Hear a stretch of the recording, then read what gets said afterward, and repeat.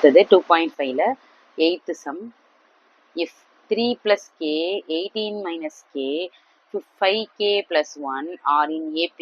AP பத்தி பேசிட்டு இருக்காங்க. Then find k அப்படின்னா கேவை கண்டுபிடிங்க. அதாவது அவங்க ஒரு 3 டேர்மை கொடுத்துட்டு அது ஏபி தான் அப்படின்னு சொல்லி சொன்னாங்கன்னு வச்சுக்கோங்களேன். உடனே அது ஏபி தானா அப்படின்னு சொல்லிட்டு செக் பண்றதுக்கான வழியை நம்ம பார்த்தாலே இந்த சம் வந்து சால்வ் ஆயிடும். எப்படி செக் பண்ணணும்? T2 minus T1 equal to T3 minus T2 இருந்ததுன்னா நம்ம என்னன்னு சொல்லலாம்? ஏபின்னு சொல்லலாம். ஸோ அந்த அந்த கண்டிஷனை இங்கே நீங்கள் எழுதிட்டீங்கனாலே இந்த சம் வந்து அழகாக சால்வ் பண்ணிடலாம். T2 minus T1 equal to T3 minus T2. அப்போ T2வை போடுங்க, மைனஸ் போட்டுக்கோங்க. T1 இங்கே 2 டேர்மாக இருக்குது. ஸோ நீங்கள் have to right it in bracket with very safely. ஓகேவா?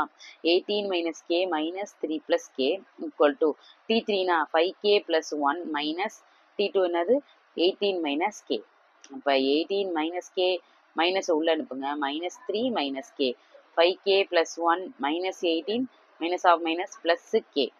அடுத்தது இங்கே 18 minus 3 என்ன வந்துடும் உங்களுக்கு plus 15 வந்துடும், minus k minus 2k வந்துடும். 5k plus k 6k minus 18 plus 1 minus 17.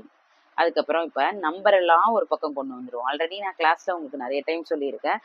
யார் பாசிட்டிவ்னு பார்க்கணும், யார் பிக் நம்பர் அப்படின்னு சொல்லி பார்க்கணும். பிக் நம்பர் பாசிட்டிவாக இருக்கா இல்லை நெகட்டிவாக இருக்கா அப்படின்னு சொல்லிட்டு பார்க்கணும். பிக் நம்பர் பாசிட்டிவாக இருக்குது, அப்போ இவங்களெல்லாம் அந்த பக்கம் கொண்டு போகிறது தான் கரெக்டாக இருக்கும். அப்போ 15 இங்கே இருக்கட்டும், மைனஸ் 17 இங்கே வந்தால் ப்ளஸ் 17, நம்பர்லாம் ஒரு பக்கம் கொண்டு போயிட்டோம்.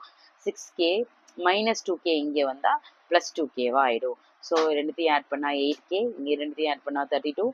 k 8k equal to 32 இடம் மாற்றி எழுதிக்கோங்க. k equal to 32 divided by 8. Cancel பண்ணால் 1 8s are 8, 4 8s are 32. k equal to 4.